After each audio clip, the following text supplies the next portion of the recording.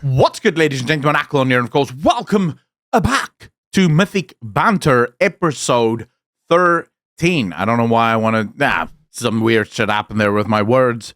But anyways, Rurikon, how you doing, bro? Welcome back. I have a hostage, and I'm just telling people, listen, if you don't subscribe and hit the like button, the Forum Knight here is going to get it. He's going to get it. I will pull the trigger. I'll put him down. That's it. That's the end of his life. It's not enough that his sword... I bet like anybody that has... Oh, shit. Oh, no! Dude, you just broke it. I was about to say...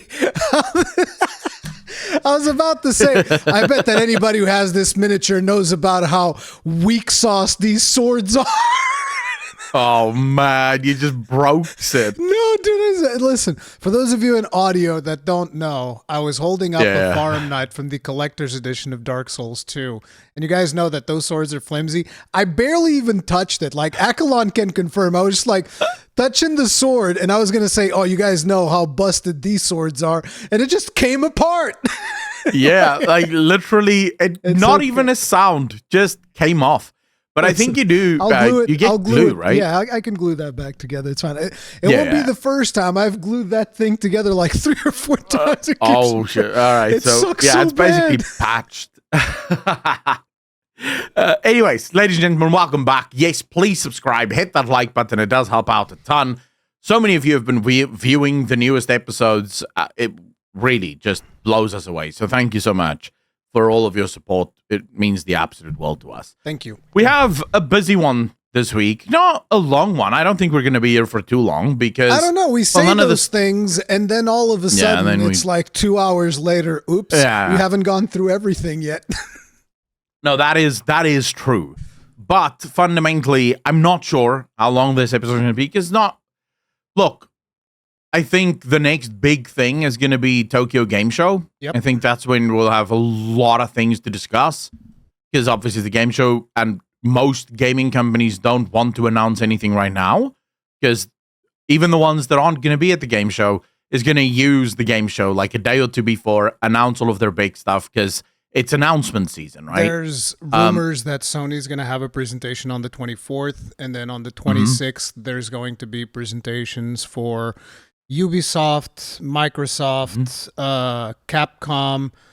There's a couple of more. There's like Level 5, and there's like one that I'm forgetting. Then the next day, there's Sega and Atlas and a bunch of more people.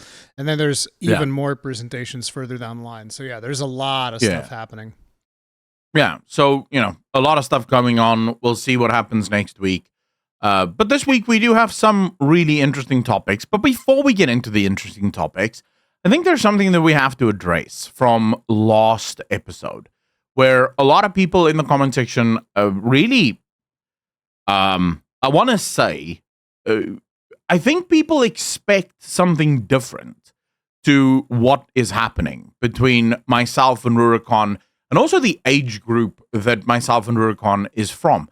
You see, I come from an era where we can disagree with each other and still be friends, still be friendly, and just allow people to have their opinions. And Rurikon comes from the exact same era. I realize that the young people today believe that anyone who disagrees with you on anything is a literal Nazi and should probably go to a gulag somewhere, but I do not share that view. So last week, something... Yeah? It's one of those things that I feel like it's not necessarily the fault of the younger generation. I think it is the fault of our education systems that don't promote accurate things. I mean, the education system was already a piece of garbage when I was going through it, at least in Portugal. I was exceedingly disappointed by my education system, and this is as someone that actually I went to college. I have a college degree in computer science. And I went through the whole system, and I was brutally disappointed that there are so many teachers out there that are incapable of actually not only teaching the subject that they are purporting to be teaching, but also incapable of motivating their students to become better, which only made it, that much more important when I would actually meet a teacher that would be like a good teacher, and that would teach me things that I ended up using throughout the entirety of my life. But a lot of teachers are just like going by and just, they're just there to collect their paycheck. They don't give an actual crap about the students and how this is going to impact their lives. And I just feel like the education system and the government is just promoting these types of extremist views where people need to be at odds with one another because that makes them easier to control. Because if I'm busy fighting you, I'm not busy actually thinking about things like, this is interesting. Who's actually benefiting from this left versus right conflict where we're just at each other's throats the whole time? It's basically like the Colosseum in ancient Rome. For people that don't know, the reason that the populace was oftentimes easily controlled is because everybody would go to the Colosseum and they would give them like bread there and whatnot, and everybody's like super excited to see the gladiators fight, and they're not, they're not even thinking about how miserable their lives are because like, but look at the arena the gladiators are fighting.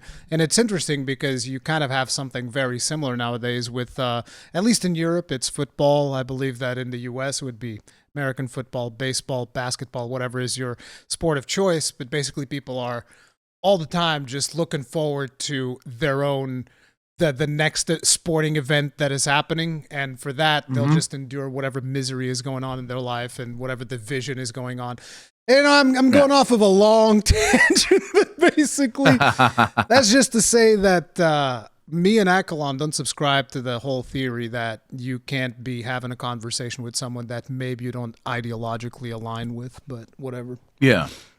The thing is, I agree, or I prefer to talk to people who don't share my ideological viewpoints because it allows me to challenge my own views and to figure out whether or not what I believe is actually true. So, yeah. Me and Rurikon isn't always going to agree on everything, and in that, I think, lies the interesting conversations. Of course. So take it as you will, guys. I am a YouTuber that spends a lot of my time in the culture war, talking about the war on gamers. Obviously, Rurikon doesn't spend as much time there. He's far more busy making gun launch videos about Monster Hunter. To be fucked with all of these topics. But when me and Rurikon came together for this podcast, we both knew that we have very, very different interests. And that's exactly why we thought this would make an interesting conversation. It would make interesting podcasts. So, if you can't handle that, then, tough luck. It is what it is. Yeah, we're not changing the way that we do things because some people are like, no, I need you to fight for my side in the culture war. And it's like, listen, I think that taking sides, I take sides based on what the specific subject is, basically, is what I'm getting at. I like to look at each thing and then figure out, okay, where do I stand on this? But basically, that's the gist of it. But I mean, on to actual drama, because this would not be a Mythic Banter without a drama section. Here it comes. Right at the start. We have a YouTuber that has entered the ring, basically following in the footsteps of many, many other YouTubers that are wholly and completely against reactors or react content. Now, I am being a little bit facetious here because Zachary Smeagol, who is a YouTuber, made a video about fast food prices and why things have gotten so expensive and whatnot. And as you can imagine, Asmongold reacted to said video. Now, Zachary said that normally he likes when people react to content in a way that contributes to the content and maybe transforms the content. But he did have a problem with the fact that Asmongold, as soon as Asmongold reacted to the video hit 500,000 views and then just tanked. Whereas Asmongold's video hit like 900 and something thousand views. I mean, and going strong. As Asmongold's videos always end up having more views simply because he's a very popular live streamer, and whenever there's a good topic, he's going to generate views. But I think that oftentimes people have this belief that, my video would have definitely hit way more views if he hadn't reacted to it. And I'm not 100% sure that we'll ever even be able to prove that in any meaningful way. But one of the things is for sure, the people watching that video, they're not necessarily watching it because of you. They're watching it because of Asmongold as a personality and he is reacting to you. And so Yeah. that is always going to be a thing. People want to know what is Asmongold's take on stuff, and that's why they're watching that specific video. Now, does that mean that your video would have gotten more views? I don't know, because oftentimes these would be the types of subjects that a lot of people don't even look into. They're looking into it because Asmongold is talking about it. But again, it's very hard to dictate whether or not he has a negative effect on the video. I've watched some content from what's his name, Dark Viper AU in the past, which has caused me to question the whole reaction content thing. But the reality is, I think reaction content is generally a good thing for both sides involved. But fact of the matter is, Dark Viper AU copyright strike me. Literally copyright strike. Actually, strike, not claim. No, copyright strike. I received the DMCA claim for 3 months on my channel as a result of that. So he is a little scumbag. He's a little cretin. I have no time for the guy because in his video, right, that I reacted to, I debunked all of his bullshit.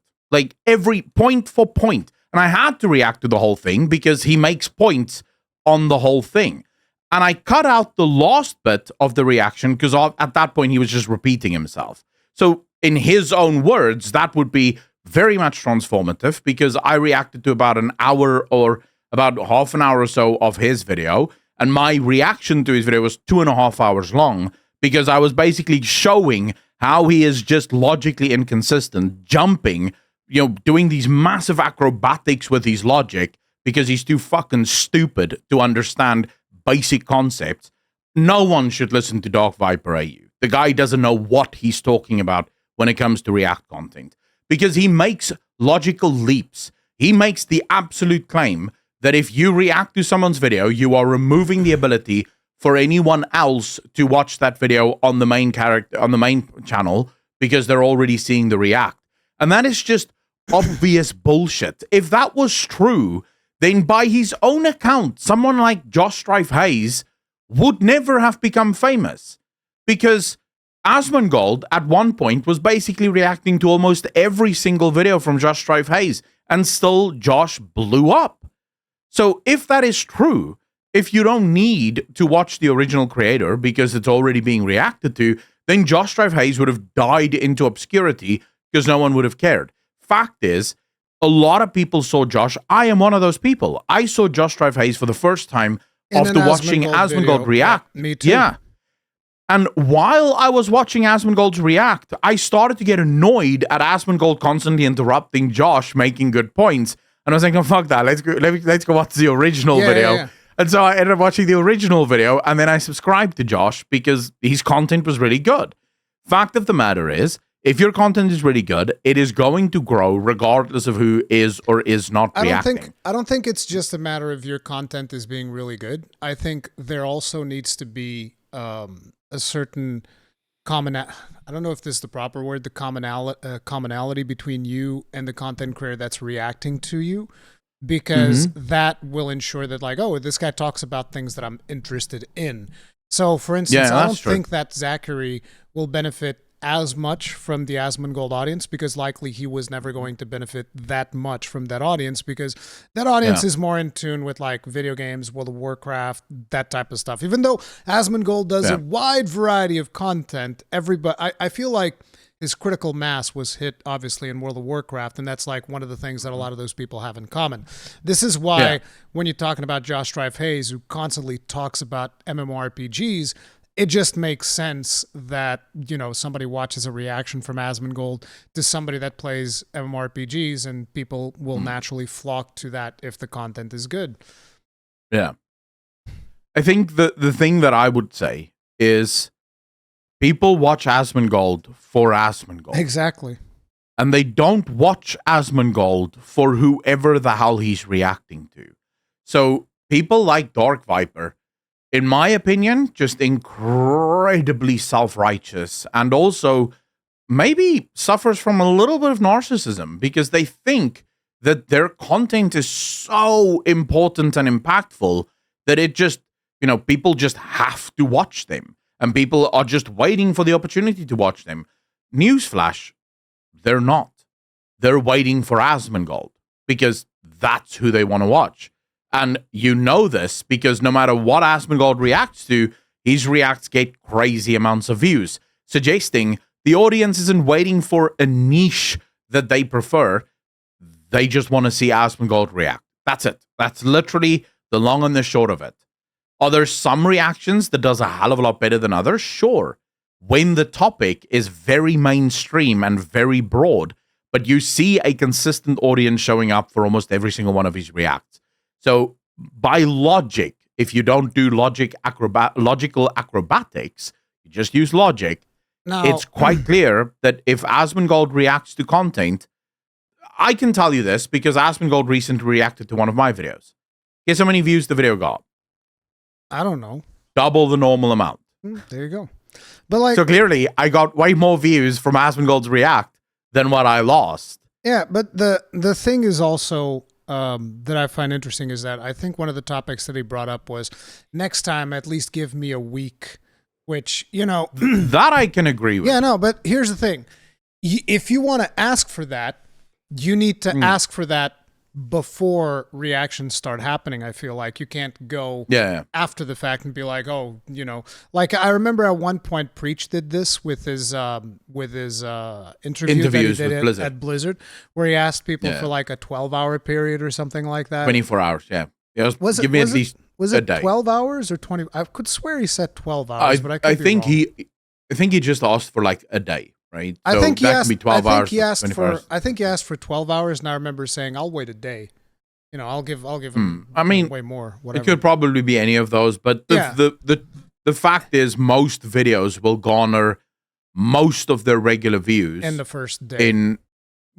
Like the first 12 to 24 hours. Sometimes there are some videos that pop off out of nowhere, you know, weeks or maybe even months afterwards, but it's not like you can predict why that happens or, you know, whatever. But the idea is, if you want to ask for a grace period, I would wager that 99% of people that react to videos, they will give you that grace period, like, you know. So I don't, if you want to ask for one, you can absolutely do it and just say, hey, look, please give me 1 week before you react to any of this. And people will respect that. But you can't be mad if somebody reacts to something and then you're like, oh man, I wanted a week. It's like, well, did you say you wanted a week? Did you, you know? But then again, there are some people that are more accepting of reaction content, whereas other people are not. It's a strange line to straddle. Me personally, I'm of the opinion that reaction content usually benefits most people involved, so I'm perfectly fine with it. The thing is, I think we definitely at some point need to start having a conversation about how YouTube handles react content. Yeah. I do think there should be maybe like a gentleman's agreement. Like, for example, the gentleman's agreement that has always existed on YouTube where creators do not copyright strike other fucking creators. Yeah. Which is literally something that has existed on YouTube since forever, which apparently Dark Viper refuses to allow people to react to his content. That is a gentleman's agreement he wants to enforce, but he doesn't really care about any of the other gentleman's agreements that has already existed, but never mind that. As you can tell, I'm a little salty at this. I think at the time I didn't even tweet or make a video on it. Copyright striking somebody is like a last measure resort, and you should only ever copyright strike somebody on YouTube if somebody literally re-uploaded one of your videos.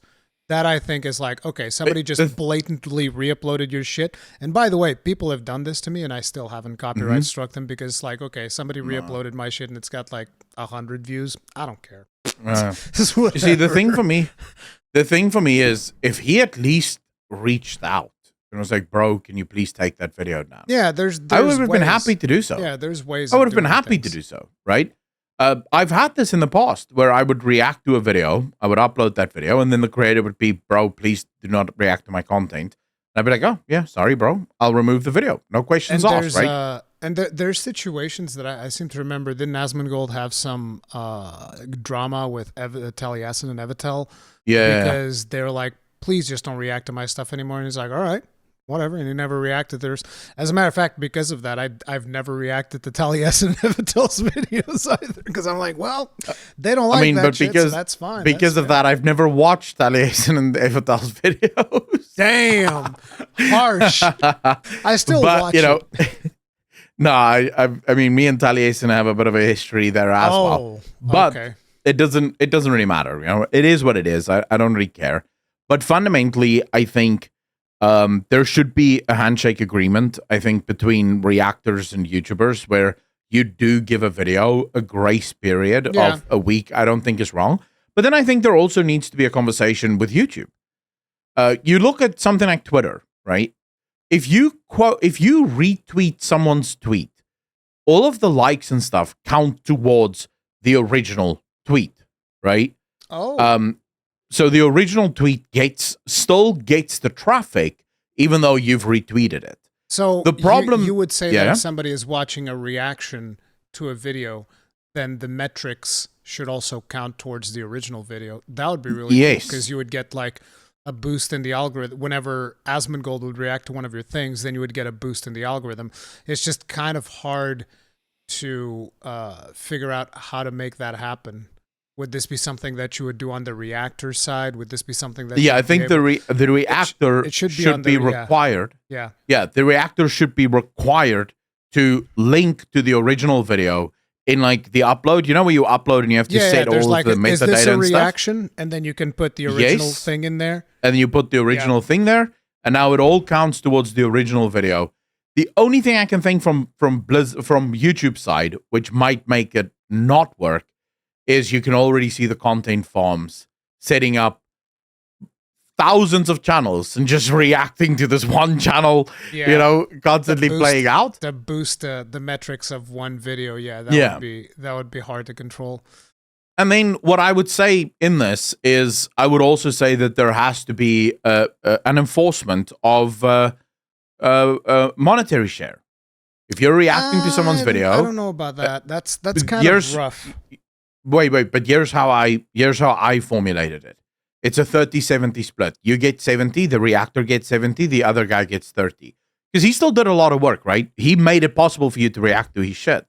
You chose to react to his content, so it's just fair that he at least gets a cut. No, you can even make it 20%. No, the way that I look at it, you can have one or the other. I don't think you can have both. So it's like you can either get the engagement metrics on your video, or you can get this rev share that you're talking about.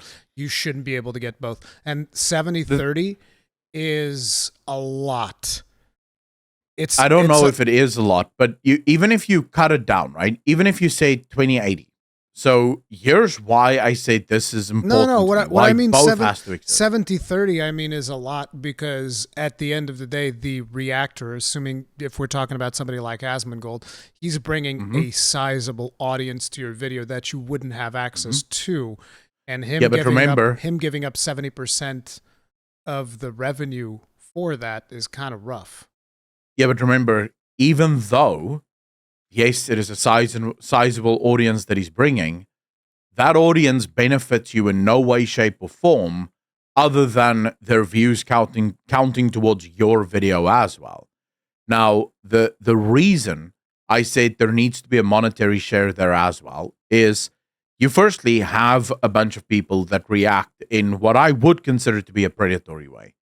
So you have people like XQC, for example, that will legitimately sit there, sometimes not even sit there, will get up and go to the bathroom while the video is playing for his chat, right? So he's basically just using this video as a way to recharge his batteries while he's streaming for 12 hours, which is not quite fair, because the React gets a shit ton of views, but here's the thing. Who did more work? The dude who made the video. Yeah, 100%. Did way more work than the dude that's reacting to the video. So the dude that's reacting to the video doesn't really have claim to 100% of the money. And most importantly, because they already make a lot of money on Twitch while reacting to this content.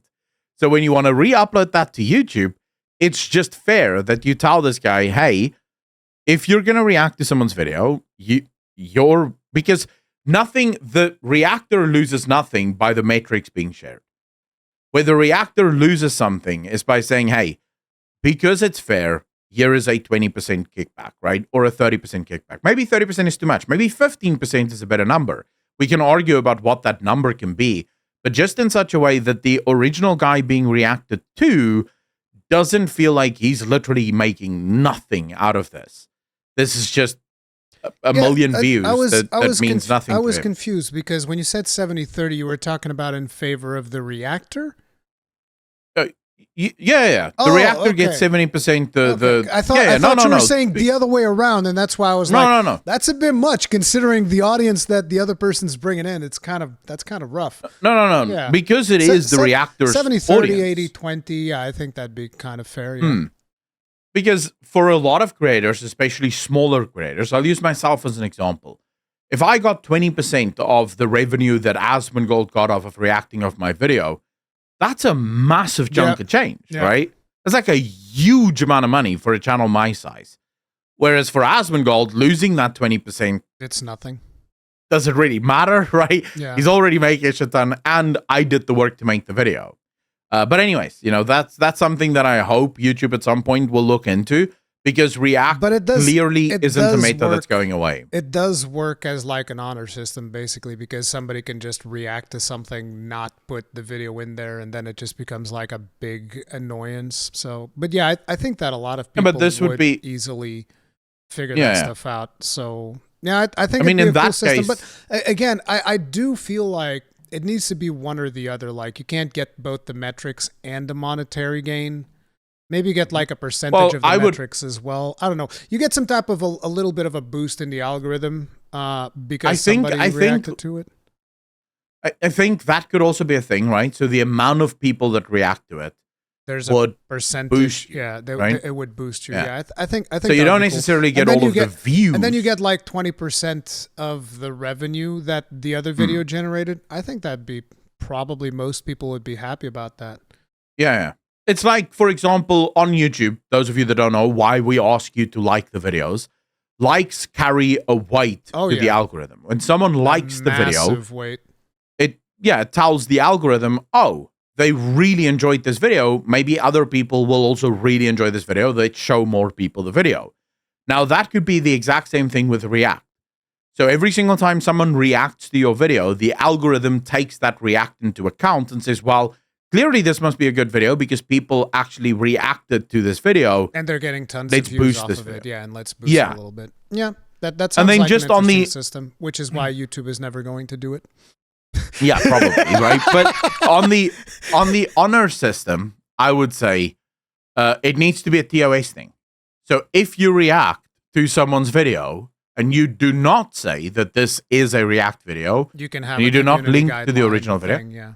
Yeah, you can get a community guideline strike, or this then allows the other person to actually copyright strike you, right? Because you then just truly did steal their content. I just think that copyright striking is a system that people really need to weigh how they use it, and I feel like two people are way too frivolous about it. Oh, let's just copyright strike this person because fuck them, and it's like they don't understand the massive impact that has on somebody's channel and livelihood. And it is a huge problem. In this regard, remember, you had the opportunity to say that this is a React video and to link to the original video. You decided not to do any of that because you didn't want to share revenue. So at this point, you are genuinely just stealing someone's content.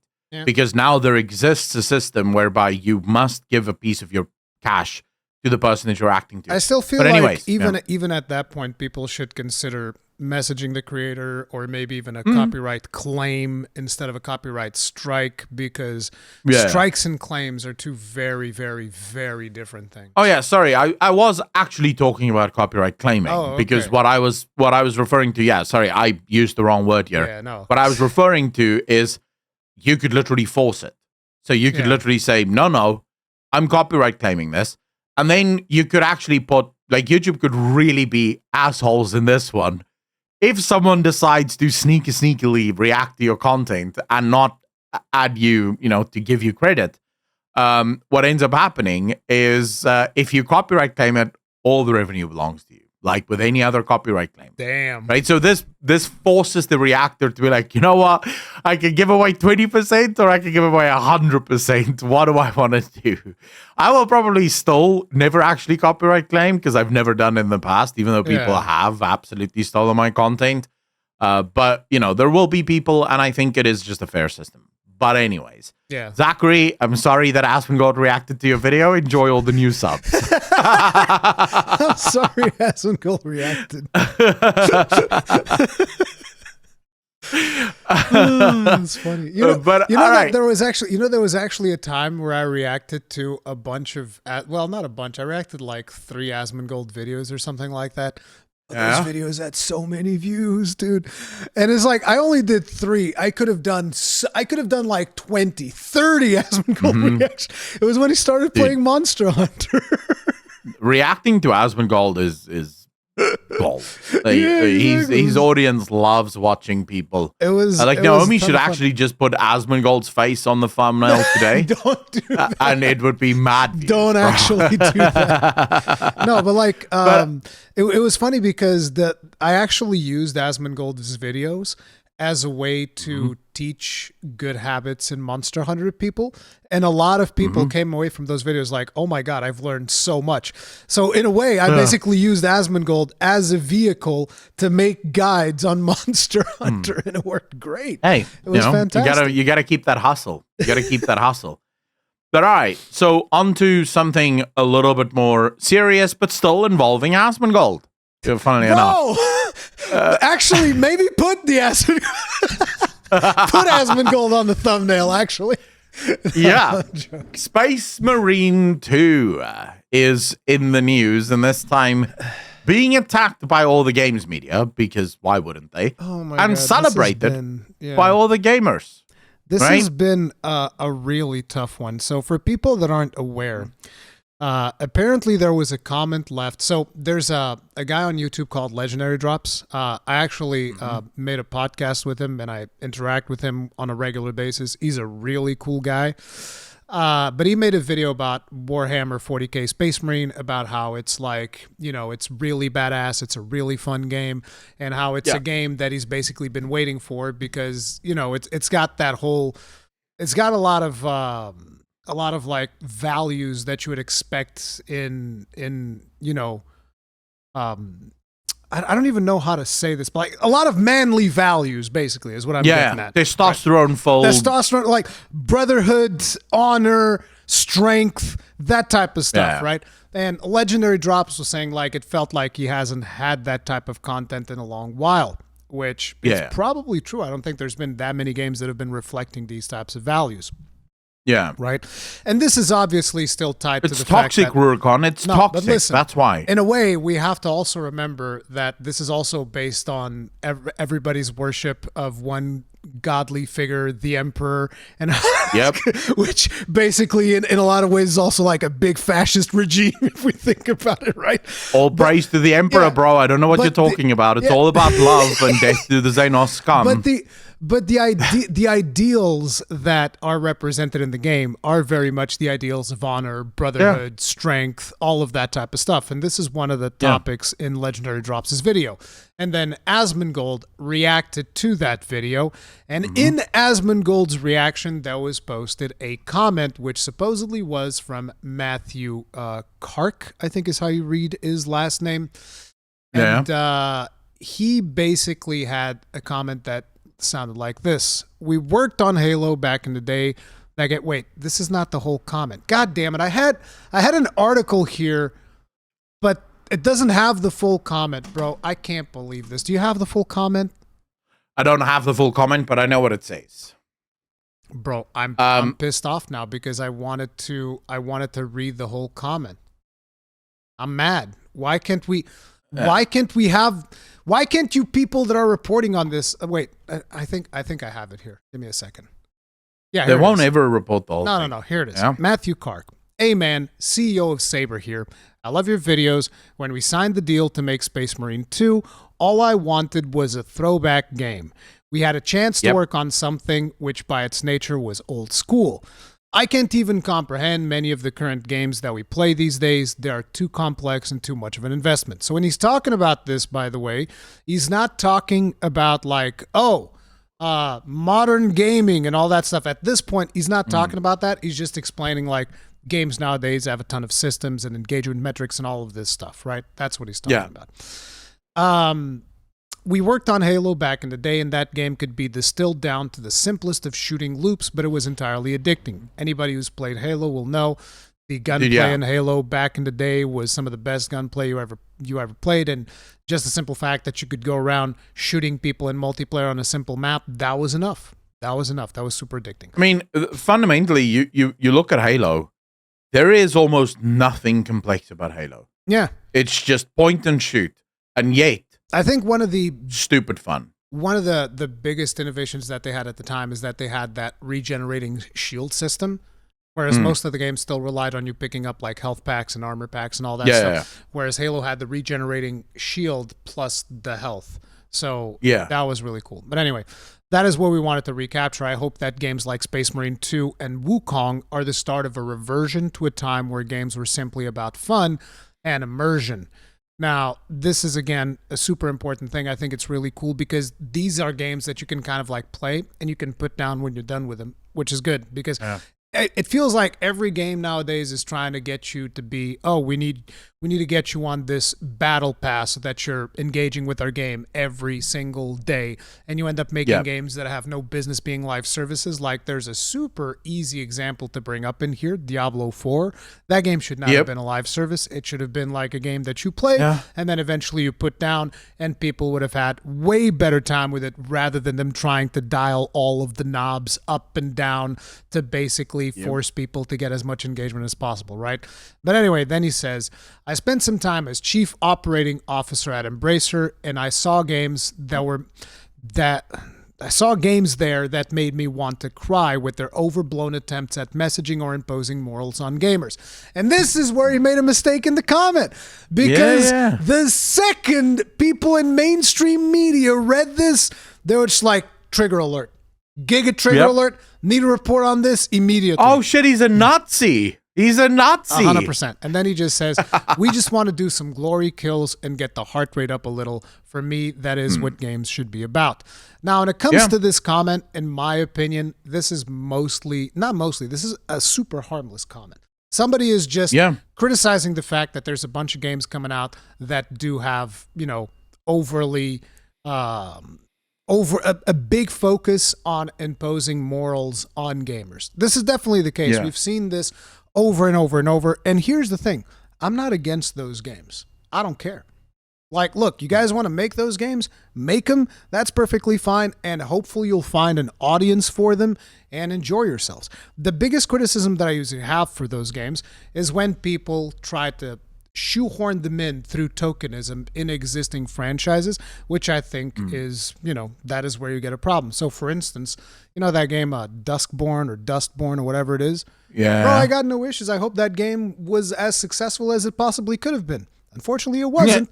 But it's like, listen, I was never the target audience for that game. I don't care. No one was the target audience for that game, but listen, that's neither here nor there. I'm just saying, like, listen, they're entitled to go and make that game if that's what they want to do. And I think that's actually fair game. They made a brand new IP to make their game. That's perfect. What I usually don't like is when they pick up an existing IP and they're just like, let's shoehorn this in through tokenism, because that usually ends up not working out very well. But yeah, basically, I think everybody can see that this is something that is definitely happening. There has been overt messaging and then mainstream media constantly beating us over the head about how evil we are for wanting to enjoy video games and so on and so forth. But basically, you see this comment, I was like, cool beans, that's cool. But mainstream media just lost their collective minds. And I swear to God, I've seen so many articles in my timeline about this that I've been avoiding even talking about it. I'm just like, look, okay, whatever, you guys want to make articles talking about this.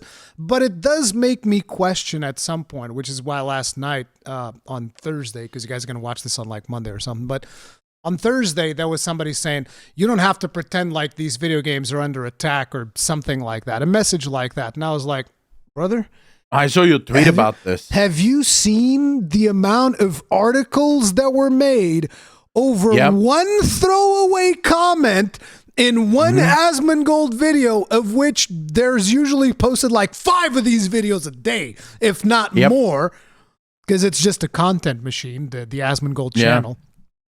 And it's like these people, they just lose their minds over one comment.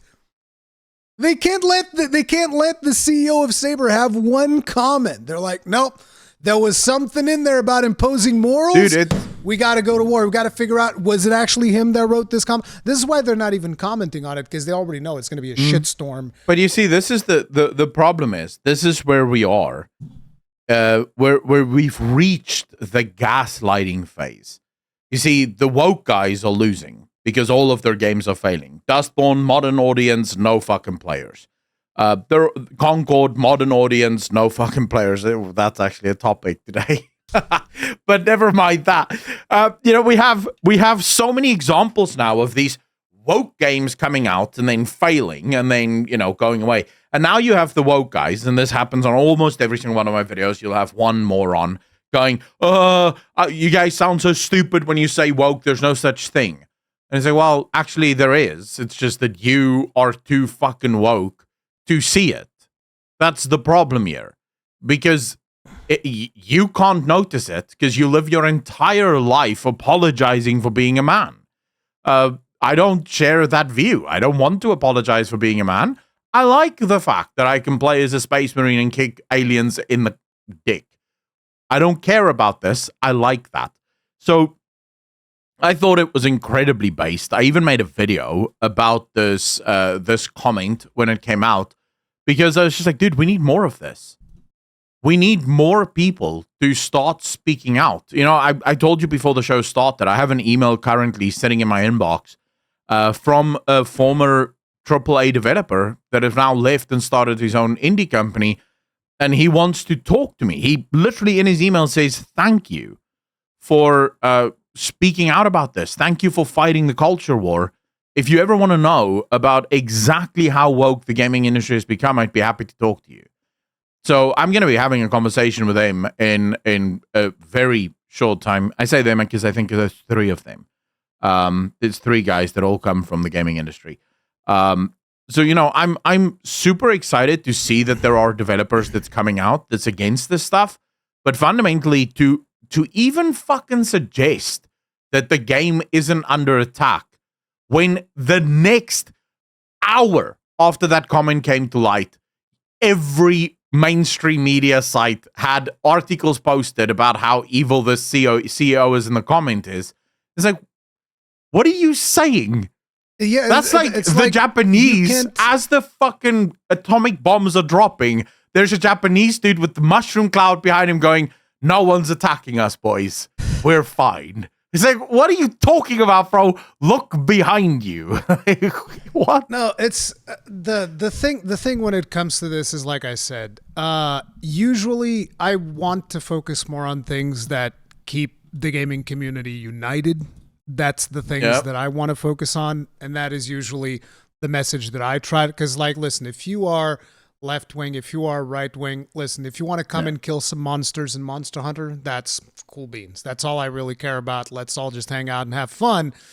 But like, you do get to a point where it's like, look, if somebody wants to say what the CEO of Saber said, he didn't even say anything insulting. He didn't even try to like bring anybody down. Didn't give any specific examples. He just said, hey, listen, I've seen some shit that I wasn't particularly happy with. That's it. That's literally it. And the fact that everybody just lost their minds, I was just like, bro, Jesus Christ. Yep. It's insane. Yeah, it is. I mean, it is absolutely nuts, but it is where we are. I have no problem. The same as Urcon, I have no problem with games like Dustborn existing, but I do think we should stop calling them games. They should be called what they are, political activism or political theater, because it's what they are. Well, the problem is, right, so if you put on a play, so if you go, I study drama, so I know this, if you put on a play that is highly political, you will call it political satire, if it is satire, or you will call it political theater, right, because it is political. That's the whole point. If you want to make a video game about super politics, like Dustborn, for example, then it should be in the political activism genre, because that's what you are an activist now, right? I don't you're trying to make a necessarily point. agree with this. It's like, listen, Dude, the reason I say you put your video game wherever you want to put it, and then let people judge it because genres matter, right? Genres matter because it tells me what, like, for example, whenever I see, isn't Dustborn an RPG? Just out of curiosity. I don't know what, or maybe they could probably swing it somehow. I don't know if it would be an RPG. Let me see what they I think call it's more story based. They say single player Steam achievements, Steam Cloud, family sharing, action adventure indie. Yeah, I guess action adventure could suit it. Woke action adventure. Wait, but never mind. I'm so surprised. What? It's rated mostly positive. Yeah, by how many people though? I don't know, there's 172 reviews. No, that would be interesting considering the fact that so few people actually played it. Like if we go Dustborn. Are you looking up the Steam charts as well? Yeah. Dustborn Steam charts. All time 76. It has more reviews than what it has actual all-time peak players. I smell bullshit, bro. I'm so sorry. It currently has 6 people playing it, bro. That is fucking bleak. Oh my god. Yeah. Jesus Christ. That's the modern audience. There's about 114 modern audience members. I'm glad they have a game for them. That is so weird. Look, it says here that it's got 6,000 followers. Yeah, I think it's mostly just people memeing on it. And I think, I mean, it's the follower thing usually happens before the game comes out, right? So before people even knew what the game was about, they would have followed because they thought, because, I mean, you look at the graphics, it's an interesting concept. The game seems to be quite interesting in what it tries to do. But then as soon as you start playing it, I was watching this girl play through it. Dude, every moment in that game is cringe. And the lead character is the most unlikable human being on the planet. Like, dude, they could have Hitler in that fucking game, and he would be a more likable character. Because there's a robot. Whoa. No. Listen to this, bro. I don't agree with this. There's a robot. Hold up. There's a robot in this game. You're on your own here. No. You know, this isn't. Hold up. This isn't me saying Hitler is a good character. This is me saying this character is worse than fucking Hitler. This character. Again, I'm not. Hold up. I'm not going there. I'll explain it to you in a second. Just give me a moment. This main character. There's a robot in the game, right? The robot is being, or trying at least, to be super helpful. Just constantly offering to drive, offering to help. I've seen that scene, The only thing the main character can do towards this robot is insult the robot and want to beat up the robot and want to kill the robot. That's it. That's the main character. Yeah, I know. And she does this to every single character. You're not selling me on this character being worse than Hitler based on those interactions, brother. It's not happening. Here's the thing. We've gotten demonetized already, by the way, for mentioning that name so many times. I doubt that. This video will get demonetized. You can say Hitler. Can you? And at no point, and I want to make this clear to all the people in the back that might be fucked in the head, at no point do I say that Hitler is a good guy. He was a fucking moron. But you have to be specially talented to make a character where you kind of go, dude, you could have just put Hitler in the fucking game. Like, just do that. Why are you trying to make the most unlikable character in the world? I don't understand this. This is supposed to be the protagonist, right? This is supposed to be the character that everyone identifies with and wants to play. This character is obnoxious, narcissistic, evil. That I noticed from just a terrible character. Why would you do this? Like, it makes no sense. And then they have singing in there like it's a fucking Disney film from 20 years ago. I don't know. This is just a bullshit game that should have died already. Again, here's the thing, though. Why should it have died? Like, why do you care if it dies or if it lives? I care because this is the only time that I would actually care, because normally I celebrate this kind of stuff. But this studio took money from the US government and the European Union to make this game. Did they take money from US? I thought it was just a grant from No, Norway. no. So no. The EU granted the money, and then the US also paid a grant. I thought it was just Norway. The US one was smaller than the EU one. No. I Googled this for a video that I made about it. They got money, I think, first from the EU, but I think they got more from the EU. The US one was just like small change. It wasn't that much. I think it was like 30,000 or some shit like that they got from the US government. But it's a government-funded game, right? It's funded by the government, and yet it is just so bloody political. You just go, wait, what? If you guys wanted to make, if the government wants to get into games, why are you doing this? I'm looking up stuff, and it just says Norwegian Film Institute and Creative European Program of the European Union. There's no mention of the U.S. I'll go double check it, but I'm pretty sure the US also gave. I remember making the video. Okay. And I showed the article where it said the US government gave. It's a department in the US that gave money for it, but I could have misunderstood. Maybe the US government. Maybe they were making. I don't know. Basically, it could be a million things, right? Reining the topic back in. The point is, I think that we should have games like Space Marine 2. And I think that we should have games like Dustborn, and I think the market will decide what is worth their time. And I think that people shouldn't be criticized for the decisions they've made. As in, if, for instance, I choose to play Dustborn, that is my whole right. Obviously, I'm not going to, because it's not really my kind of game. And like you've so eloquently pointed out, because I've also seen gameplay of it, the main character seems like an absolute asshole when she bullies a robot for just trying to help out, or giving her skills like cancel, bullying, and the triggering skills where she just starts calling everyone a racist. It's like, okay, this is some really weird ass shit that you guys got going here. I'm not interested in it.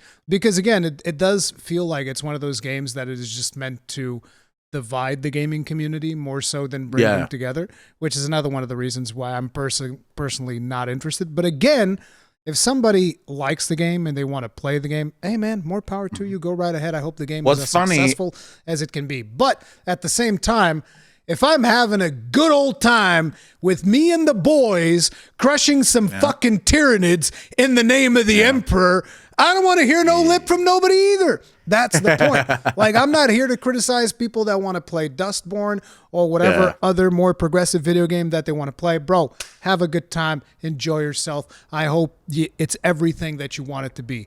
But I don't want to hear no fucking lip from nobody when the CEO of Saber Interactive goes like, man, we just wanted to do a game about fucking glory kills and kicking ass.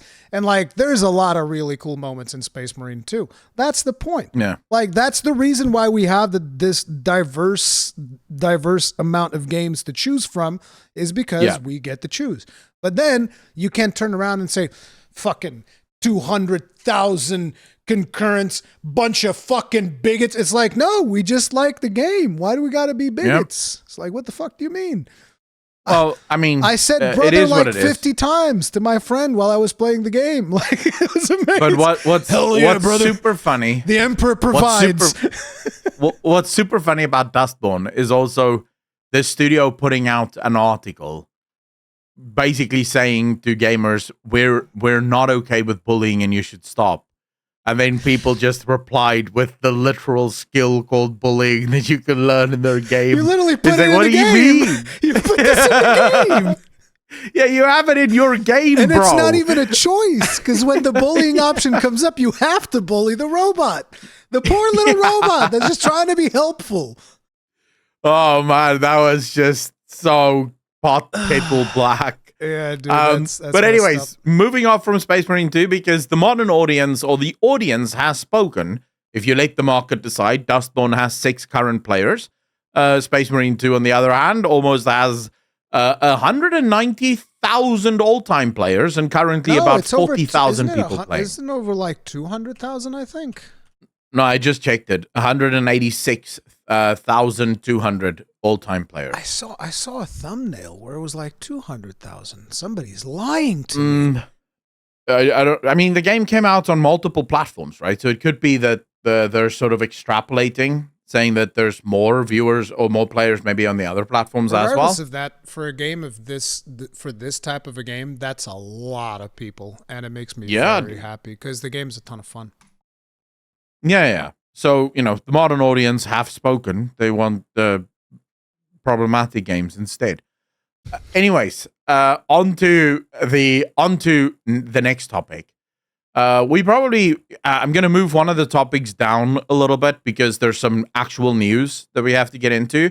Uh-oh. Ladies and gentlemen, at the beginning of this year, a game came out. This was a phenomena. It took the world by absolute storm. And there were a bunch of fanboys and girls who got very angry at this game. The reason they got very angry is because the game that they're simping for has been dog shit for almost a decade. And this new game came out and basically did all of the things that their game never did. And we were all saying, hey, because they were all saying that this game just stole from Nintendo and the Pokemon company. Palworld.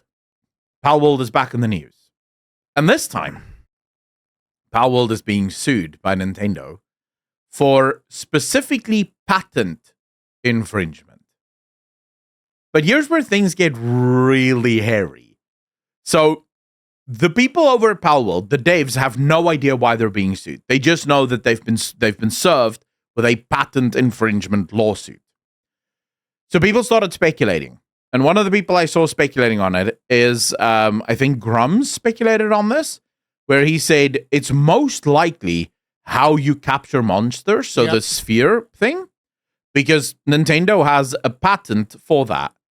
But here's where things get really hairy.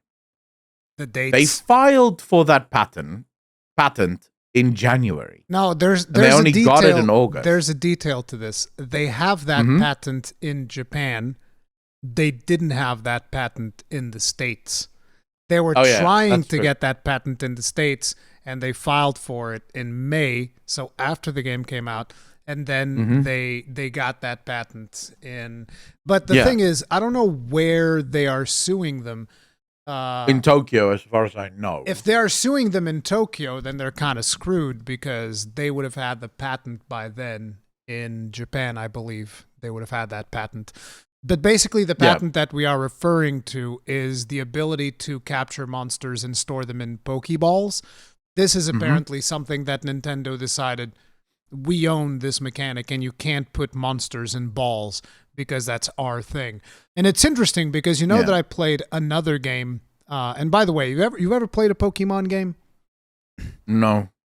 I've played Pokemon games, okay? I'm not super interested in Pokemon. It's not really my thing, but I have given it a shot just to see what it's all about. And the thing is, the Pokemon formula hasn't really evolved that much since the days of Pokemon X and Y, I think is what they were called. That's kind of like the latest innovation where you actually have the characters running around through the map properly and it looks good. And and the thing is, Game Freak never puts that much, they don't put that much effort into their game at all. Okay. And here's the thing. A lot of Pokemon players will tell you, no, they absolutely do. And let me show you something that's going to blow your mind. Okay. And this guy here, he's called the Rook. So I'm holding down, for those of you in the audio section, I'm holding down a me of the Rook, okay? From Legend of Zelda. So pretend that he's a Pokemon real quick, okay? You want to see what your average Pokemon attack animation looks like? Yeah. That's it. So it doesn't actually use the weapons or anything. He just bops up and down. He just bops up. Most of the Pokemon attacks that you will see in most of the Pokemon games, your Pokemon just does this. Sometimes there will be a special attack and there might be like a special animation that plays out on the enemy or something like that. But your most basic attacks, your character just goes like up and down. That's it. And I'm talking like this is since the fucking Nintendo DS games that they've had these animations, okay? So Game Freak puts in no effort whatsoever, and they just collect revenue. That's just the way that it goes. But not only that, you're not super familiar with the Switch, but you know that the Switch is a very limited platform. Yeah. We don't have time right now for me to show you this. I wish I would have showed you this in advance. But at some point, you should do some research on this because this is really interesting. If you look up a video game that is called Xenoblade Chronicles, you will see potentially one of the best looking open worlds in the Switch that is possible to create in the Switch, because they make these really beautiful open worlds. The art style is gorgeous, and there's tons of fucking monsters. There's not really like loading screens for huge swaths of space. And there's like all of this interaction that you can have in this gorgeous looking map and exploration and all of that stuff. And you will see the things that the Switch can do in terms of an open world. And then you go to Game Freak, which is a company that is given like, I don't know, fucking 100 times the budget of the company that makes Xenoblade Chronicles.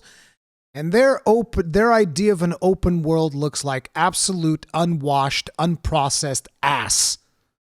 It looks bad, and it has terrible performance to boot, and it has bad animations, and it is the laziest slop you have ever seen. And I already know there's going to be a lot of Pokemon fans that are going to come at me with this. They're going to be upset. Let me just tell you, look, if you like Pokemon, play Pokemon, it's your game, enjoy it. But I'm just saying, if you compare the open world of Xenoblade Chronicles, which, by the way, from a mechanic standpoint, because it is a real-time combat system as opposed to a turn-based combat system, and just the intricacies of the combat of that game, it is 10 times more complex than the intricacies of the combat of Pokemon. And it's like, if you just take all those things into consideration and you look at the technology behind Xenoblade Chronicles, and then you look at what Game Freak is putting out on your latest Pokemon game, it is undeniable that they are not putting in any effort whatsoever. Yeah. So that's the problem. That's the situation where we're in. Game Freak is basically just slowly lazying away because they know that it sells based on the name alone. And then another company comes around. They're like, hey, look, these guys aren't doing anything with this shit. We're just going to make a better version of it. And the reality is, Palworld is nothing like Pokemon to begin with, besides the fact that you capture monsters and you put them in what is the equivalent of Pokeballs, which is the reason why Nintendo is upset about it. And at the end of the day, this shouldn't even be a thing. I'm just super happy about the fact that I've played another game, which is Monster Hunter Stories, that the way that I describe that game, it's like, it's Pokemon if Pokemon was good. So they actually put in some effort in making the game fun. Yeah. There's actual animations for the attacks of the monsters and whatnot. And it's based around Monster Hunter, obviously. But like, it is so much better than Pokemon, but they decided not to use this Pokeball system. So what they do is they have eggs that hatch. So the way in which they get their monsters is different from Pokemon. And that's why they were never sued, because otherwise Pokemon Company would probably have sued Monster Hunter Stories as well. It's like, bro, come on. I'm not entirely... You see, the only problem that I have is I'm not entirely sure that patents like that should exist. Oh, they shouldn't. Like, this is the same thing with the Nemesis system that Warner Brothers... You've ever played those Shadow of Mordor games that have the Nemesis system? You know how that works? They also patented that. Yeah, they patented that system, and now nobody can make a system like that, which is stupid because that system is awesome, and people should absolutely use systems like that. Yeah, I think you should not be allowed to patent a system in a video game. Copyright your video game, sure. Copyright your art assets, sure. But if it's a system, you don't get to... It would be the same as if World of Warcraft came out. Imagine copyrighting swinging a sword. Yeah. You can't swing your sword the way that we swing our swords. Or imagine, even fucking worse than that, imagine, for example, someone, World of Warcraft decides to literally patent tap target combating. You can't tap target anymore in any game whatsoever, ever. It's like, dude, what are you talking about? That's not... You can't take that. I don't know. Maybe because it's spheres, not balls, they might get away with it. No, I don't. It's too close. But yeah, I don't know how this is gonna. I don't know how this is gonna go down. But this very much feels like a malicious thing, Because Oh yeah, 100%. I remember even back in the day, a lot of the Pokemon fans, they were coming up with like, oh, they absolutely copied this down 1-to-1. Look at this. And then the person who had made those videos with the 3D models, they admitted, actually, I changed the model slightly so that so, I had to so that change would everything, look so that it would look more convincing. And it's like, bro, get the fuck out of here, dude. No, I mean, I personally think, I hope, so my hope would be that it turns into the judge literally just saying, hey, change the capture system. I really hope that this isn't a thing of you have to pay $10 million to, because you already know Nintendo is literally just doing this for money. Nintendo, by the way, for anyone that tries to run defense for this company, is arguably one of the worst companies in the gaming industry. They're worse than EA, and here's why. A few years ago, let me explain. A few years ago, Nintendo came up with a creator program, right? It was like a content creator program where anyone who tried to make videos about Nintendo games would instantly be copyright strike. Not claimed, struck. No. For using any content of Nintendo. You're absolutely wrong. Dude, I spoke to a guy who received a copyright strike from Nintendo, and all he had was 10 seconds of footage about Nintendo's Pokemon. We don't know. But I would need to know way more details about that, because, like, listen, I've done it. I've used the Nintendo stuff without being in the creator program. No issues. It would depend on when you did this, because eventually Nintendo let it go. Yeah, I know. Once they realized that none of the creators are doing it. Before they let it go. And here's the thing. The Nintendo company, once you do sign up for the creator program, you also don't get all of your revenue. You share revenue with Nintendo. They get, it was something stupid. They get like a serious amount of money. I know. So ultimately, I know the exact details. And this is the company that people are running defense for. So is a very evil, scumbag, greedy company that makes the same game over and over again. Their biggest hit thus far that people apparently still play is that Pokemon Go bullshit. And you just wonder, wait, but why? Why are people running defense for this? Why are people not? Because here's the thing. If you're defending this, you're never going to get anything better. So why would the company make better games if you defend their shitty games? All right. Okay, so on the copyright claim, copyright strike thing, I found the articles here as well. Okay. YouTubers like Point Crow, and this is in 2023, last year basically, were forced to take down their videos by Nintendo for playing modded Breath of the Wild, regular Breath of the Wild gameplay, any other non-Breath of the Wild games, such as Pokemon Scarlet Violet, Mario Odyssey, or Wii Sports. And then a shit ton, so about 3,000 claims went out from Nintendo, right, to various YouTubers. Claims, not strikes. No. 3,000 claims went out to a bunch of YouTubers. And then it seems like the largest YouTubers received actual strikes. Or, in the case of not the strike, Nintendo told that YouTuber, take down the video or else we strike you. A takedown notice, yeah, the MCA takedown notice. Which is the same thing as a copyright strike, fundamentally. No, you get the same amount of bullshit from it. Do you get all the? You don't get like the strike stuff where you're limited to 15-minute videos and live streams and all that. I mean, stuff. if you get 3 DMCA takedown notices, you can lose your channel. It's the same thing. I thought that would only be copyright strikes that you could lose your channel. I mean, look, it's not good either way. And I do agree. If you're going to bring up mods, then yes, I completely agree. Nintendo is very unreasonable when it comes to mods. The thing that I was talking about was specifically with the creator program. That is where, because I've interacted with the whole creator program thing in a very interesting way, which was I actually went to the Nintendo guys in Portugal and I told them like, hey, listen, I want to cover Nintendo games. Would I be able to like get codes and stuff? And they were like, yeah, sure, we can get you codes. And I was like, but I don't want to join the partner program. They were like, well, you know that Nintendo is going to end up claiming the gameplay and all that stuff. And I was like, yeah, I don't care. You can claim it. I don't care. I just want to be able to actually talk and cover about Nintendo games. And they were like, all right, you do you. So they didn't force me to join the Nintendo program. Obviously, I couldn't monetize my videos while the partner program thing was going on.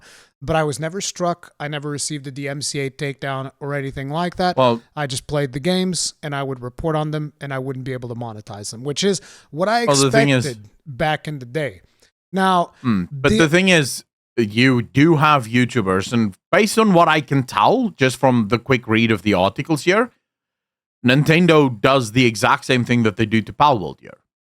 The second Palworld becomes a massive success is when they step in and go, oh, so if the now we'll YouTuber sue. is big enough, they will come If after the them? YouTuber is big enough, that's when they really hit hard.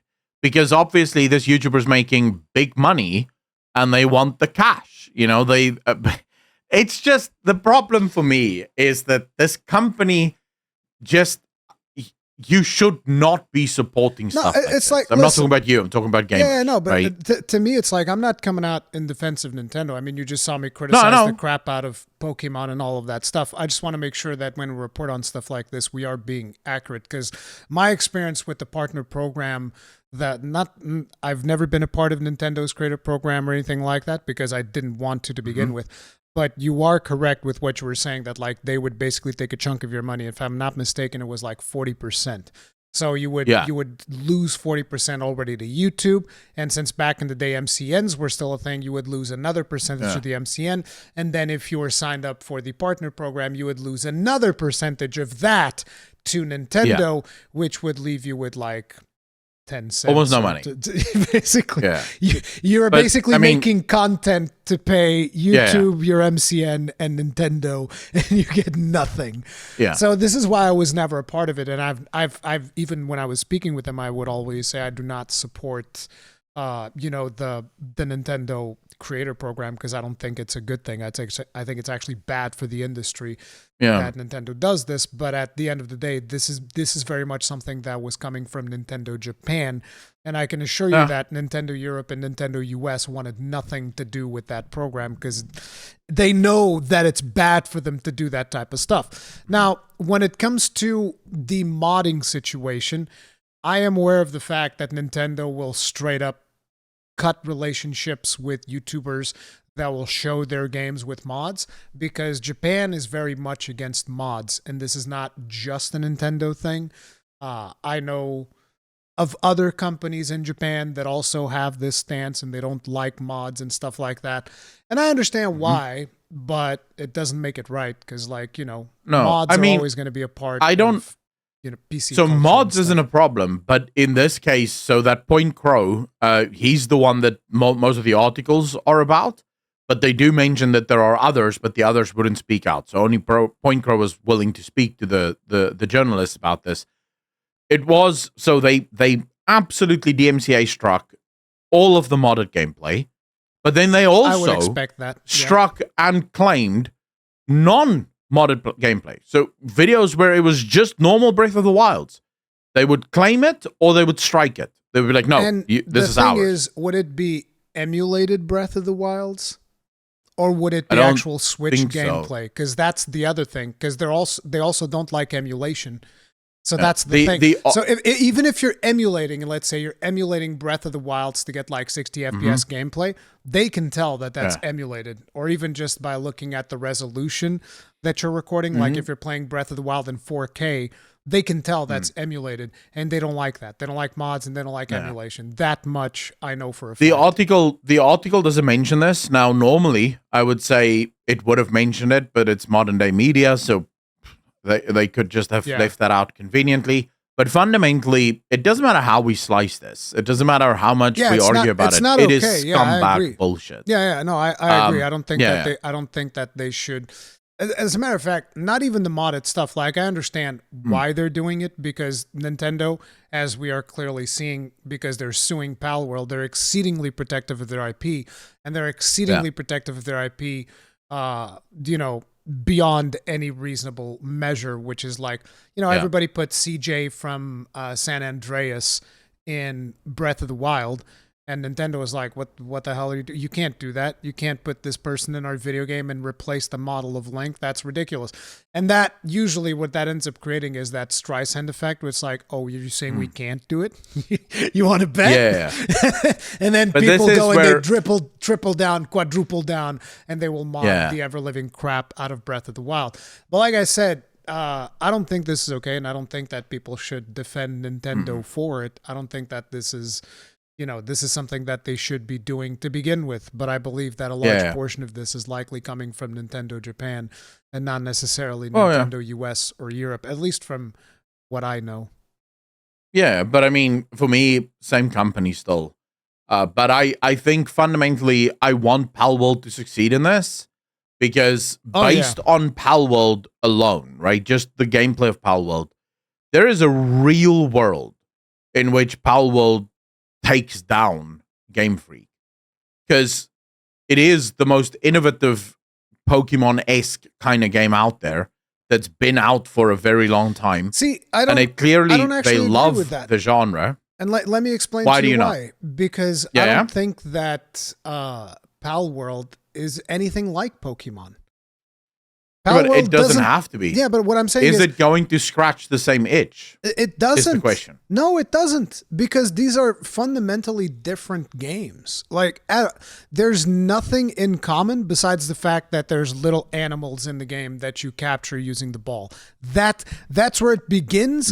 That's where it ends. The way that you do combat in this game is nothing like combat in Pokemon. The way that you do survival stuff in this game is nothing like Pokemon. So it's like, this is nothing like Pokemon at all, with the exception of using the pals that work kind of like Pokemon. Yeah, but remember, that's it. Remember, in Pokemon, the main focus is the Pokemons. In Palworld, the main focus is the pals. Yeah, but now, if you're talking gameplay Palworld wise, alone. Gameplay but here's wise, the thing. Are two completely... Yeah, but I feel like you're focusing way too narrowly, because this company has already announced that they're working on other games, and they will take that PAL system to those other games, and they could very quickly start making games using these PALs that very much do challenge stuff that Game Freak has done in the past, and based on what they did with Palworld, you're almost willing to bet that they're going to be a hell of a lot more innovative than what Game Freak has been. Because as you said yourself, Game Freak doesn't do not shit. Hard. They just sit around. Yeah. And innovating beyond what Game Freak is doing is not hard, because Game Freak hasn't innovated since X and Y. They're pretty much the same games. Actually, but that's exactly what I said. It's funny because there's going to be a bunch of a bunch of Pokemon fans will probably say, Pokemon Arceus was different, Burakan. And I will say, yes. You want to know why? Because it's the one that received the biggest contribution from Monolith Soft, who are the makers of Xenoblade Chronicles. Yeah. They helped them make Arceus, and that's why Arceus is so different. Because Monolith Soft was like, hey, listen, we're not going to make the same slop you lazy bastards have been making this whole time. If we're going to work on this game, we're actually going to make something different. All right? Yeah. So I expect a company like Palworld, or the studio behind Palworld, to be able to challenge Game Freak at some point with the PALs, right? Because the PALs is the main focus. It's what the whole game revolves around. And yes, Palworld is different because it is a survival MMO. Well, MMO is a strong word. A survival multiplayer, kind of. But fundamentally, it's going to be interesting to see where this goes. Are they going to be forced to change the system? Here's the thing. If this becomes such a major issue, one of the things that Palworld can do is, like, you know how you capture ghosts in Ghostbusters? They can just do the same thing. They're just like, okay, so now we don't have PAL spheres anymore. We have PAL traps, and it just throws the trap like friggin' Ghostbusters. Yeah. And it just like captures the PALs that way. There you go. Yeah. You don't throw spheres anymore. We throw cubes now. And they don't bounce off the monster. They trap him inside a box. There you go. Yeah. There's a million things that you can do.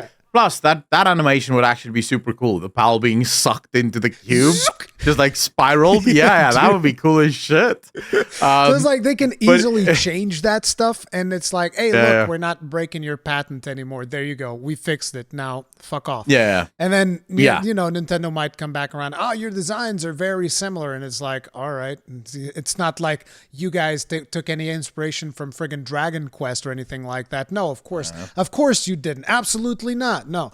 There's obviously stuff in there. They can't really argue that all that well. But to me, here's how I would end this segment. If you're a Pokemon fan, you should be playing Monster Hunter Stories 1 and 2. Okay? That's what I have to tell you. Go play Pokemon. Not Pokemon. Monster Hunter Stories. Because you'll have a way better experience with a game that actually has some innovation in that franchise, with a team that actually bothered to make animations for when their monsters are attacking. Which nice. I know, right? It shouldn't be that high of a bar to climb, but, you know, they actually went ahead and they made animations for the attacks, you know? So you mean they actually coded something? Yeah, they did. It's amazing. Nice. On to people who don't code anything anymore. EA has oh my God, dude.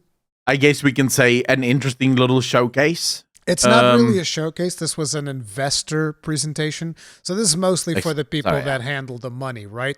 IGN was in there and they reported on this. And when I started reading this article, I was like, damn, you guys just don't give a fuck anymore. So Andrew Wilson is basically going on there, gargling the balls of a generative AI. He's like, bro, we are throat deep into this big AI cock. We are right now cradling the balls and making sure to squeeze as much juice as we can out of it, was what Andrew Wilson was saying.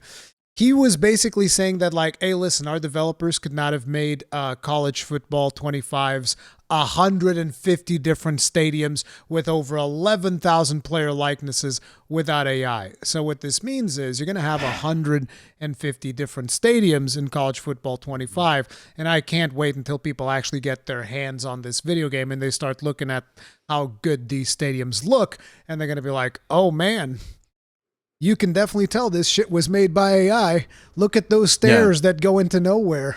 Look at these, you know, all of these inconsistencies throughout this stadium. This is going to be great. Yeah.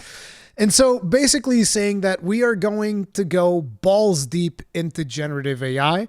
Now, they did give some interesting examples, I thought. This was for The Sims, where basically in The Sims, you can go get like a picture of a celebrity, and then you can import that into the game, and the game will use AI to generate a sim that looks like that celebrity. Now, stuff like that, I'm like, that actually sounds like fun. That actually sounds like an interesting thing. There's another one where you can put in a picture of a house, and it will look for houses that people have designed that look similar to the picture of that house. And I was like, again, this actually seems like a good use for AI. But then, of course, that they had to go and take it to the next level. So at one point, they just went in there and they started prompting. They were like, make a maze of cardboard boxes. And the program generated a maze of cardboard boxes. And then they were like, and now add 2 levels. And so it added verticality to it. Now make it more complex. And it made it more complex. And this was all generated by AI. And then they were like, now generate 2 characters from our assets that we have inside. And you know, the system generated 2 of the most generic looking characters that you have ever seen in your whole life. It's like Joe Smith and Black Joe Smith, I guess. Basically, that was it. Because obviously you need some diversity in there as well. And one of them had a poncho, the other one had a hoodie. And, you know, they generated 2 characters. They gave them guns. And then basically they're like, okay, now make a couple of different game modes. And it was the 2 characters chasing each other through the maze, shooting themselves. And they just made a video game like that. There you go. That's how easy it was for them to just make some AI slop on the spot. So if you are super interested in EA games, just know there's probably going to be a lot of them in the years to come because, you know, and not to mention they're probably going to fire a bunch of people too, because now you can just go in and it's like, okay, just generate me a maze of cardboard boxes, generate me a couple of characters, and Bob's your uncle. We just made a video game just like that. There was also You see, the thing is, there was also Yeah, another sorry? one. This one was hilarious, where they made a game which was like they generated an AI that was supposed to be like a vice president, and then you would have to pitch video games to that AI. And Okay. and and when people started generating pitches to this AI, they started like creating pitches, the AI would shoot them down. Like somebody said something about self-tying shoes or whatever, and this AI was like, no, this is bad. And then eventually they used another AI to generate the pitch that they would pitch to this AI. And that was the one that was accepted. And I was just like, we are reaching levels of like the fucking snake eating its own tail that is just like, bro, you okay? I mean, you know, that's creativity for you. And again, this AI that they generated just looks like the most bland AI slop disgustingness. Yeah. You see, so my personal opinion, I have no problem with AI in video games. I'm actually not one of those haters. Me and Eurocon had this massive discussion last week about this, right? I think there's genuine utility in AI. So, for example, when you say you have 150 stadiums in college football 2025, and you couldn't have done that with AI, I know for a fact you're not lying. Without AI. I know for a fact you're not lying about that. Because if you did have to do 150, that would take fucking forever for humans to do, because they would have to put everything in there by hand. So I have no problem with this, right? We've kind of been doing similar things in the past, where there was this one game where they actually went into cities and took pictures of the cities and then used 3D rendering from the pictures of the cities to create this city inside the video games, right? So we've been doing, but there was actual people taking those pictures. But fundamentally, that's basically what AI can do, right? Especially when you have things like Google Earth and all that. The AI can get all of that information right off of Google Earth and then just render it into the game. No problem with the use case there. My question then becomes, why the fuck do you need 150 stadiums in a video game? That is nuts. 10 would be fine, right? You don't need 150. And now you might say, but Akon, it's just a stadium, who cares? Well, that's exactly the point. It's just a stadium, who cares? Why have 150 in the first place? But what happens when the next EA title comes out? Battlefield is a great example. The EA just mentioned that Battlefield, the next one, has been in constant game testing for the last year. Well, what happens when all of those maps now, and in Battlefield, maps actually do matter. They matter quite a lot. That's that's a big part of the gameplay, is the maps. What happens if that game launches with 32 fucking maps and almost all of them are AI generated? Meaning they almost all look generic as fuck. There's no character within those maps, not really, because we've all seen AI art. It's clear when something is created by AI. Because even though it can look stunning, there's no soul. You want to know the funny thing? My kid, I was picking up some books for my kids' school books. Their school manuals this year, the artwork on the front page, it's AI generated 1,000,000%. Of course. People just don't give a fuck anymore. They're like, yep, here's some AI slop. Here you go. Yeah. But the problem is that it's no longer... AI doesn't know how to capture the soul of humans. You know, that thing that... Even if you listen to like AI music, I've heard someone the other day, and it was so perfect. They said, when AI makes funny songs, it's fine, right? It's cool. It's funny. But as soon as you ask AI to make like deep, meaningful music, it fails entirely. Yep. Because deep, meaningful music, the person who wrote that music has actual human emotions that they're writing into the page. The AI has no human emotion, so it can't write human emotion into the page. So it just ends up feeling sort of bland and boring.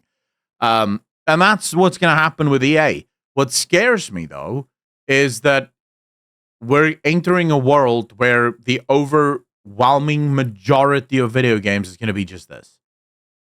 Think of games like Battlefield, where it has 105 operators, all of them designed by AI. Think of League of Legends. League of Legends currently houses well over 100 champions that you can play with, right?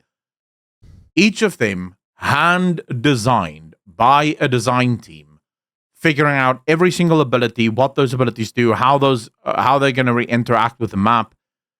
Once AI gets into it, you can create a new champion every week, right? It's not going to be a super unique champion, but it is going to be a new champion that people can play.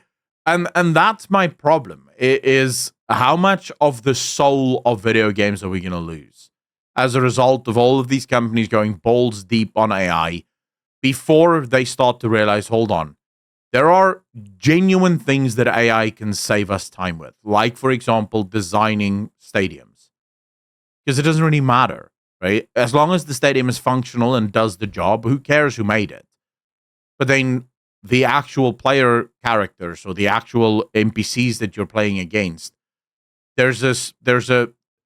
in order to be immersed, there's a requirement there.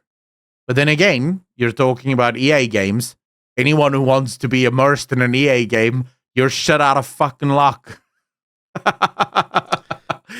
Tell me about it, because I was actually interested in some of the stuff they did. Like, bro, I still miss Anthem. Anthem gameplay wise was so cool, dude. That would have been such a good game if they just Did you actually ever play Anthem? Yeah, I played it. Literally, I got beta access. Like, BioWare sent me a beta key, so I played beta access for it. And the only reason that happened is I was on a stream and we were reacting to the Anthem thing. And apparently there was a BioWare dev in the chat at the time. And he just messaged me on Discord and was like, hey, bro, here's a beta key. And I was like, whoa, dude, thanks. I appreciate that. Yeah, it was the gameplay of that was really fun. Yeah, I missed that game, but yeah, kind of sucks. Well, a beta key, it gave me a beta link. Yeah, so like a link that I could get into beta. But yeah, so, you know, I loved it. I loved everything. The graphics, it looked phenomenal. The gameplay was actually super good. The gameplay loop was super, the gunplay was actually super good. Yep. The problem is just that it was never the game that they promised. Yep.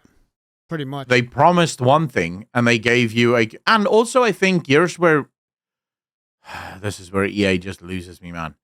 They went to the one studio that is known for story to make a fucking live service to make a live shooter. Service, yeah. And it's like, sir,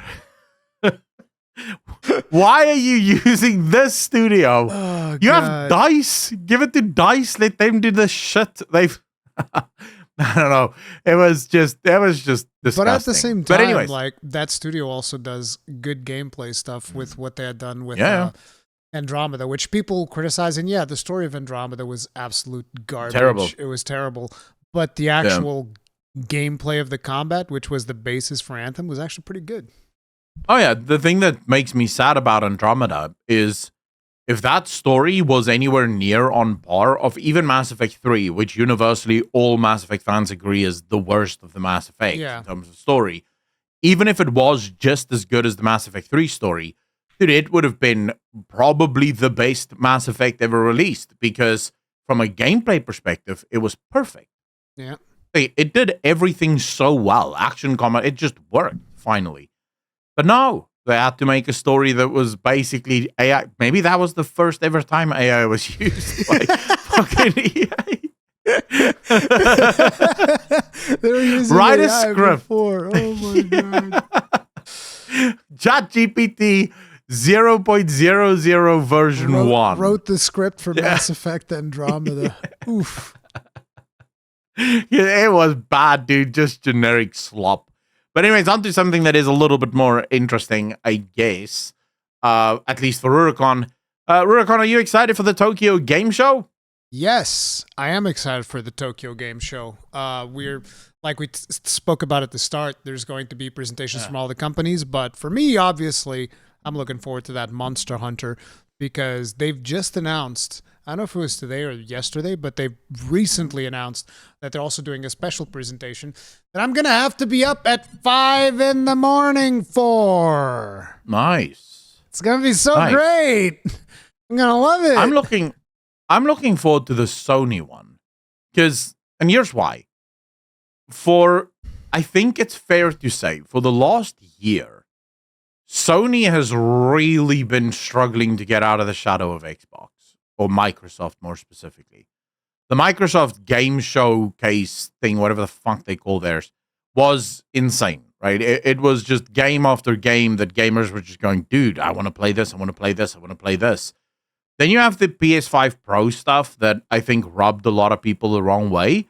And I think I know why. Because I was thinking about this a lot. I watched the LTTT on why the PlayStation 5 Pro is so expensive. And it seems like they don't quite agree with the pricing, but it does seem like the quality of the hardware that's in the Pro, it is quite expensive.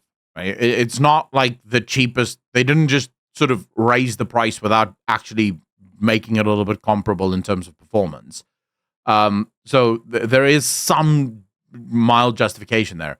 But I think the reason a lot of people, why have PlayStation fans always preferred PlayStation to Xbox? The exclusives. Games. Yeah, games. Yeah, it's the games.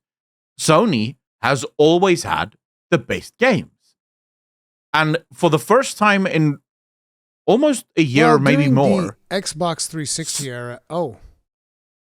Crap, we lost him. I lost you. There we go. What's wrong? I have you back. Because I lost you too. Are we back? I think we might be, maybe. Yeah. Can you hear me? Yes, I can hear you. All right. Yeah. Sorry. Lost each other there. So I was just saying that, like, during the Xbox 360 days, the Xbox had a lot of games that a lot of people would argue they preferred over PlayStation. So they basically had different games. Yeah. PlayStation had more of the JRPGs and, you know, more games from Japan, whereas Xbox would have more of the dude bro shooters that people would want to play, like Halo and Gears. Yeah. But I think, you know, Xbox went through a period where their focus was completely on the wrong thing. Oh, 100%. Their focus was on trying to make the best possible console because they thought that's what players wanted, not realizing that, bro, it doesn't matter if your console shits on the PlayStation. What am I playing? I can't play God of War because that's PlayStation exclusive. I can't play Final Fantasy 16, Final Fantasy 16. Yeah, there's like a shit ton of games that I can't play because, well, I'm stuck on your platform, you know? So I think fundamentally, Xbox have clearly woken up to this, right? Microsoft went on a giant spending spree a few years ago, acquiring so many studios. And now those studios are starting to deliver games, you know? And a lot of those games look and feel as if they're going to be very big. Now, the one saving grace for Sony is that Microsoft doesn't seem interested in doing exclusives, which might be a different discussion that we might have to do one day, because I do think Phil Spencer has finally figured out that games is how you make money with console, not console sales. But yeah, I'm looking forward to hearing, because you almost have to think, if Sony is taking up a spot at the Tokyo Game Show, they must have something up their sleeve. No? They have they don't have anything on the schedule, but they do have a presence in Tokyo Game Show. So we don't know exactly what's happening with Sony at Tokyo Game Show. Because, like, if you go to the official schedule that I looked at yesterday, Sony is not there. So they're going to have a booth. Yeah, they have a booth there. But I don't care.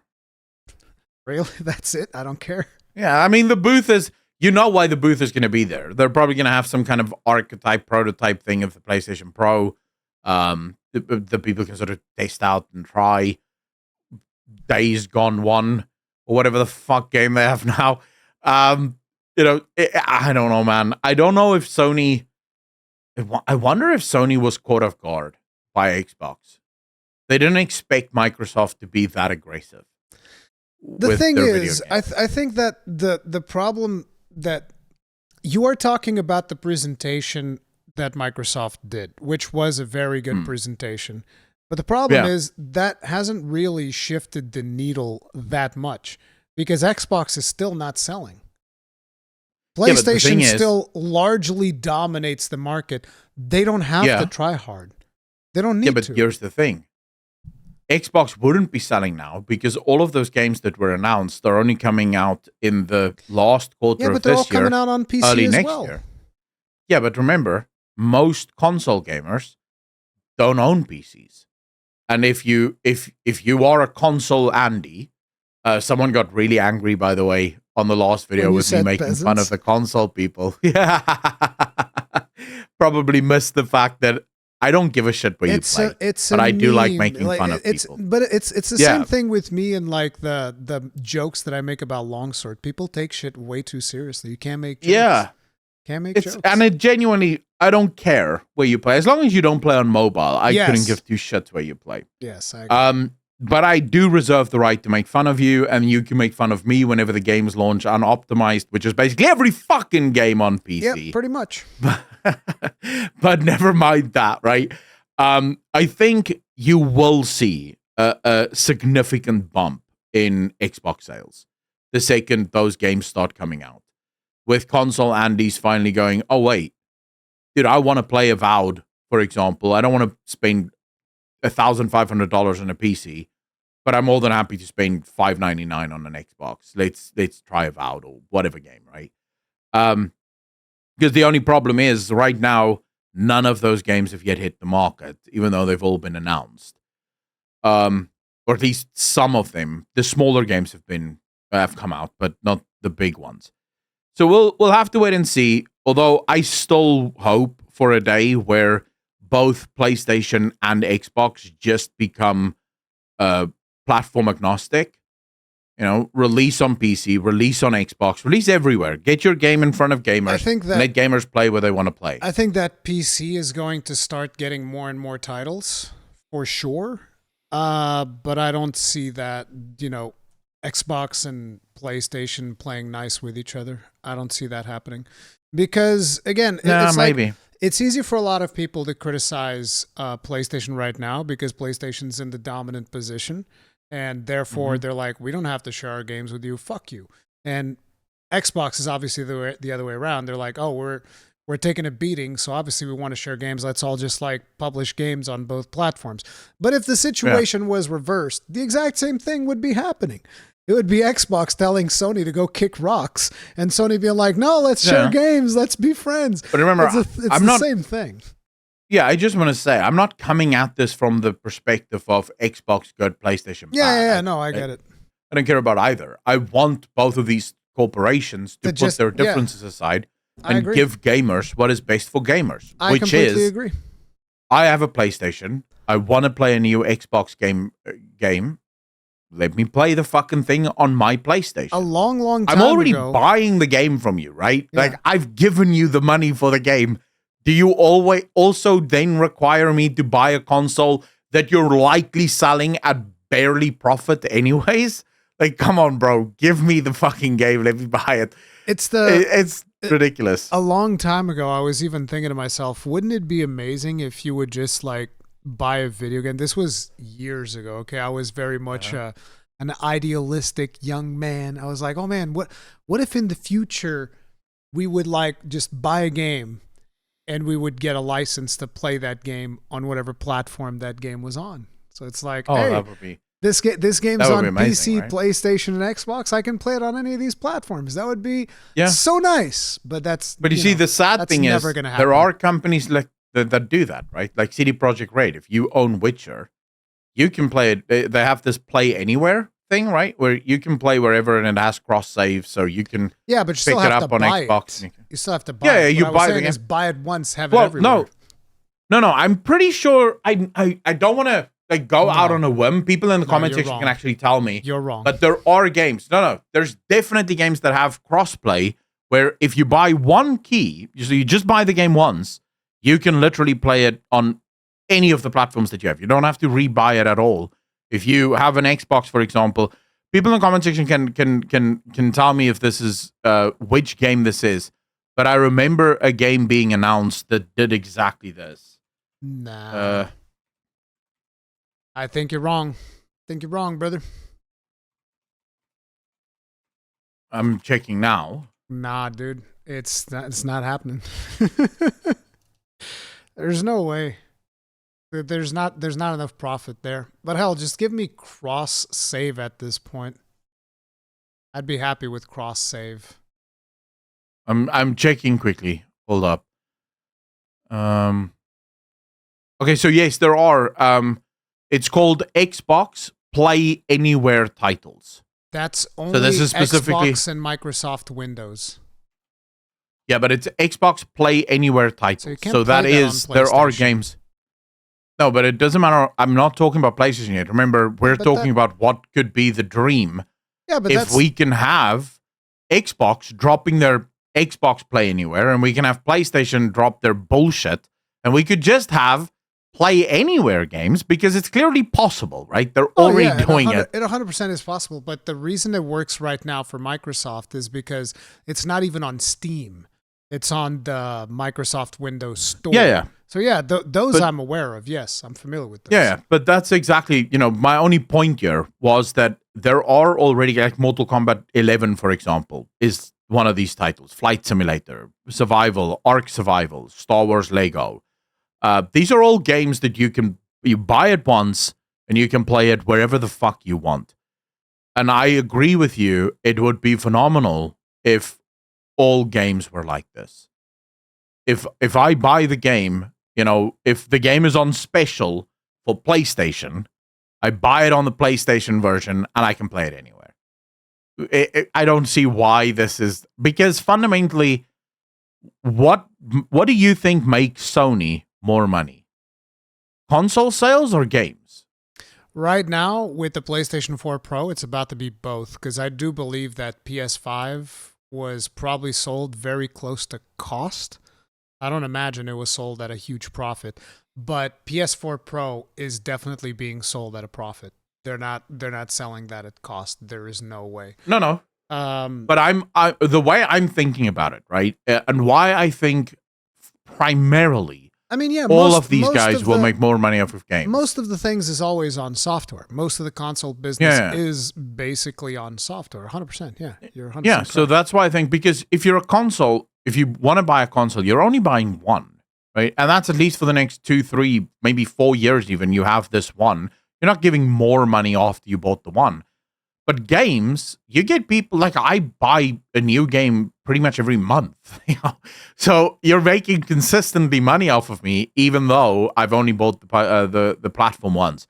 So, I fundamentally I hate the fact that we're in this place where these companies don't seem to realize, if I brought out God of War day one on PlayStation, Xbox, and PC, I get the entire gaming industry to buy my fucking game. I'm making bank on that game, right? Way more than I would make by just releasing on PlayStation. Because here's the thing, there are gamers like myself. Even if they said God of War Ragnarok is never coming to PC, I'd be like, well, then I'm never playing God of War Ragnarok. It's already on PC. It released. Yeah, I know, but I'm saying if they said that, then I would just never play God of War Ragnarok, right? Because I'm not buying a PlayStation console. I do want the game. I'm not buying the console for the game. So yeah, but anyways, we've gone off of many tangents today, and we've kind of run out of time for any of the other topics. Not that the other topics were important. All I will say, and I think it's good that we end on this, because this is going to leave Rukon very sad. Because this is actually like genuinely one of his favorite people working on one of his favorite games. I know he's still heartbroken that he couldn't try the game. But the director for Concord has stepped down. Oh no. Whatever will we do? You know that the other day I was actually listen, I was making a video. About Monster Hunter, and the topic of the video was, is it too late to join the hunt? So it's like for people that never played Monster Hunter, they've seen footage Yeah. of Monster Hunter Wilds, they're getting excited and they're like, oh, maybe it's too late. There's all these games. I don't know if I have time to dedicate, but it's kind of like that type of video where I go over and explain, here's, if you want to get started now, here's what game you should play. You know, is it too late? Is it not too late? And the funny thing is, I didn't make a note of this. I didn't make anything like that. But just organically, while I was recording the video, I was like, it's never too late to play any video game. And in my mind, okay, unless that video game's Concord, it's definitely too late for that one.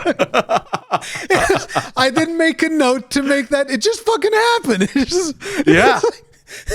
But what's funny is they say when the director spoke to the company after the failure of Concord, he teared up. Like he got genuinely sad. And they say this as if I should care. Because all I could think was, well, when we told you this isn't what we want, you should have listened. Yeah. Because we got genuinely sad that you fucking didn't. It's just, and now you're gone. It's like, it sucks that somebody is losing their job and all of that stuff. Obviously, I don't wish that upon anyone. But yeah, I mean, it was very clear from the start that, you know, from when people started looking at this game, it's like, you guys are a day late and $1 short to coming on to the hero shooter, and it doesn't even seem like you're innovating all that much.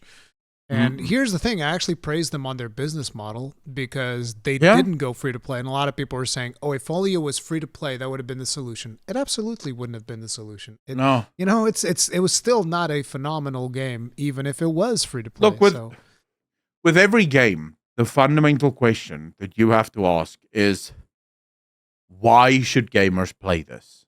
Yep. Why should a gamer go out of their way to install this game and play it? And looking at Concord, there was no reason. Nothing I saw there made me go, whoa, dude, I actually would like to try this. You know, this is where I think Blizzard just went mega big dick. Because they went to Overwatch 2, which is basically dead game at this point, and they released a bunch of World of Warcraft skins into Overwatch 2. And suddenly you look at Reinhardt that has like fucking, is it the Arthur skin? Or the Widow that has the Sylvanas skin? And you just look at them and you go, bro, I want to play as Sylvanas. Let's go, you know? Which I thought it's perfect. Because you get a bunch of WoW Andies that look at that and go, man, yes, I can play as Sylvanas. I think yes. Yeah, so that's what you need, right? You need that draw into a video game, and Concord just didn't have the draw. That's the thing that I said. Every time that we speak about the characters in Concord, I just look at them and I was like, there's not a single character that I'm interested in playing. That's it. I'm just not interested in playing any of these characters. Yeah. But talking about not interested, I think we're done with the podcast now. We'll be back next week. That was a harsh exit. It's like, but speaking about not interesting, since we were just talking about Concord anyways, we're done. We're done, boys. You guys can go have fun playing Concord. Oh, no, you can't. And me and Rurikon will be back next week. Same time as always. You can catch us on all of your favorite platforms, and wherever you get your podcasts. If you still haven't hit the like button, he's going to get it. He's going to get it. Oh, yeah. I already took his sword. Next up, I take his head. That's simple. There you go, boys. Please hit the sub, hit the like. It helps out a ton. As always, thank you so much for hanging out. Thank you so much for spending time with us. And we will see you in the next one. Peace.